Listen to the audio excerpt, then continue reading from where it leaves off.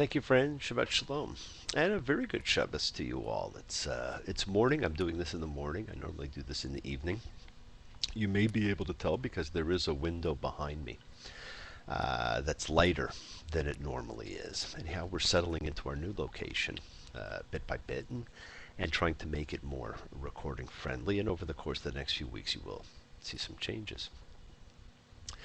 When I read this Parsha, I thought of the great song by the five-man electrical band, Signs. Sign, sign everywhere, a sign, blocking out the scenery, breaking my mind. Do this, don't do that, can't you read the signs? Vayikra, and he called. As we talked about before, my friends, the names of the 5 books of Moses are different in Hebrew than in English. The Hebrew follows the first word of the book in the section, while the English follows the theme.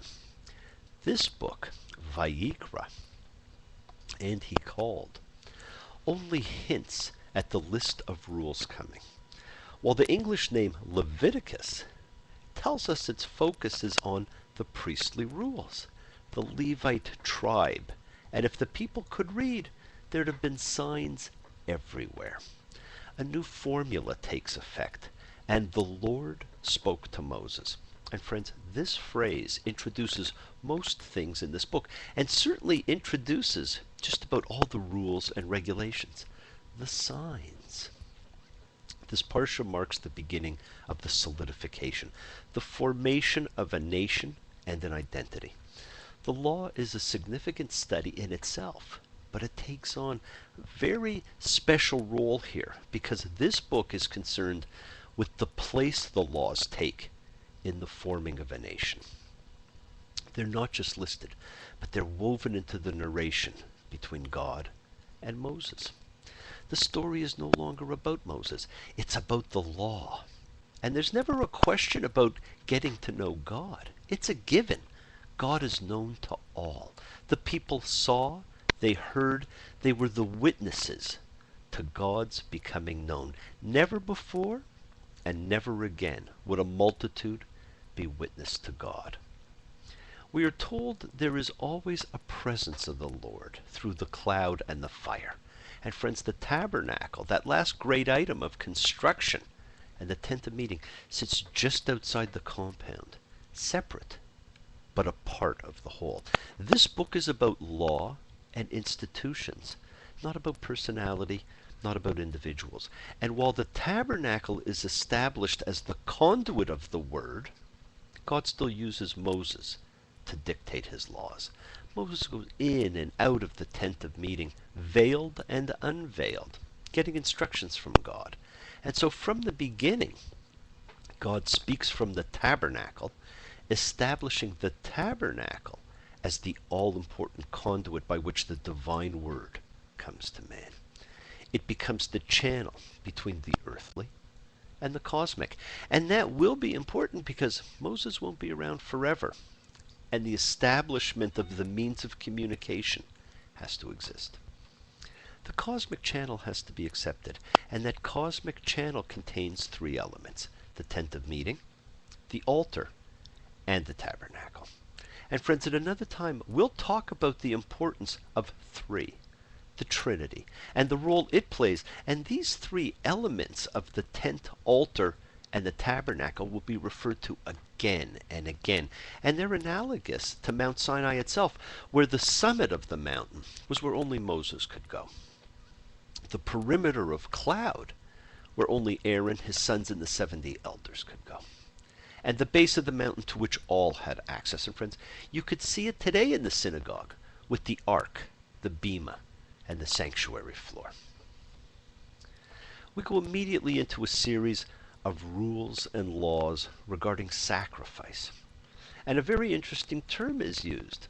God tells Moses to say to the people, a human from you. A human. What a strange term to use, a human. Friends, the book of Genesis laid out an order for man. Human, person, man. And this same order is used to talk about sacrifice. And so a link is created between God's creation of humans and humans' sacrifice to God the Creator. and between different books of the Torah. We're also told that from now on, only one place will exist for sacrifice, the tent of meeting at the altar, which we are told is the Holy of Holies. Now, we talked last time how this was the described Holy of Holies, but how the Ark of the Covenant took on that special mystical role of being the true nexus between God and man. And friends, we are also told there is a prescribed way for us to behave in morality, in ethics, and in ritual. We go through steps and procedures, but it comes down to fact. There is a prescribed way in all aspects of life. This is a book of rules. And I found one of the most interesting procedures in Leviticus 2:13. Sprinkle every offering of a grain offering with salt. And this is, of course, something that gave rise to the custom of dipping challah in salt as part of the Sabbath service. Only done by some. It's not done by everybody. And it's actually done in stranger places than you can imagine. I remember seeing a Fabergé platter on display in Beijing belonging to Tsar Nicholas II, which had two very distinct sections on it. One for bread, one for salt. We're then given instructions regarding a person who sins. And friends, the whole section is about sacrifice. And sacrifice's purpose is in recognizing the sacredness of life. It's not just about killing a part of the herd. It's been over 2,000 years since the temple was destroyed. We have lost connection to the concept of sacrifice and what it meant. And we will talk further about it at another time. We're going to devote an entire lecture to the concept of sacrifice and what it really means. And perhaps the editors didn't help when they put together this book, because it begins with sacrifices that goes to the priests and goes to here and goes to there, and it doesn't get into sacrifices that go for food till after Leviticus 17. Sacrifices relate to guilt and expiation, the two key concepts which arise at Yom Kippur. And the system of guilt provides the mechanism for expiation and forgiveness. Forgiveness, the most important gift of all. Yet still people hold on to their guilt for years, when they could have exercised the forgiveness mechanism. Friends, sacrifice, not repentance, is the means of forgiveness. There's actually no mention of mercy, grace, or kindness in all of Leviticus. It truly is a book of rules, of laws, not of emotion. And we see that there are special rules introduced because we are told in Leviticus 4:2, people sin by mistake. Who of us doesn't make mistakes? I don't know anybody who doesn't make mistakes. Humans make mistakes. We all make mistakes. Don't I make mistakes? I got somebody here nodding. Yeah, I make a lot of mistakes. And mistakes still require atonement. And friends, with sacrifice no longer available, the emphasis of this has come upon Yom Kippur, the Day of Atonement. It is now the most sacred holy day in the calendar. But in the Torah, the most sacred is Passover, because nothing is more important than your freedom. Let no one be your Pharaoh.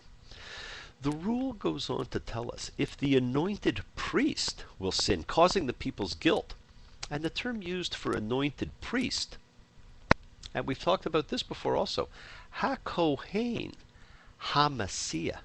And friends, here, the use of the term anointed, or Messiah, commonly translated throughout the rest of the Tanakh as Messiah, is a term reserved originally for the high priest.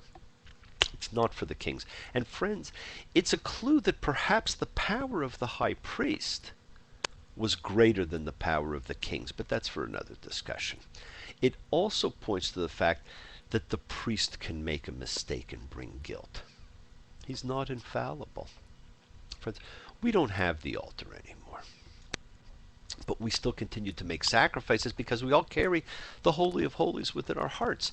And we sacrifice to God internally on an ongoing basis. We may have lost connection to what sacrifice is, but we still make sacrifices. We have learned to go beyond the temple. We go beyond the trappings. We go beyond the altar. We've inculcated our faith within our souls. But we have forgotten what sacrifice really means. As Bob Dylan's saying, God knows there's a purpose. God knows there's a chance. God knows you can rise above the darkest hour of every circumstance. And we can. We can rise above all the darkest hours in our lives. Remember, friends, we are coming up on that time of the year when we can create whatever we want. We talked about it last Saturday. Picture yourself as an artist approaching that blank canvas, ready to imprint your will on the universe. That is the power you have to determine what your year will be, what your life will be. What kind of year do you want to have? What kind of sacrifice do you need to make? Do you live in light? Do you live in dark? Do you live in love, or do you live in fear? Love is but the song we sing, and fear's the way we die. You can make the mountains ring, or make the angels cry. Shabbat Shalom. Remember, friends, we're coming up on the 15th, and the 15th is not just the Ides of March, but the 15th this year is Purim. And Purim is a day to celebrate. It's a day to celebrate, a wondrous miracle of the survival of the Jewish race. And it's a day that you can dress in whatever your favorite garb is. Dress as your favorite character. Be whoever you want to be. No one can say anything. It's the day to truly celebrate personal freedom. Shabbat Shalom.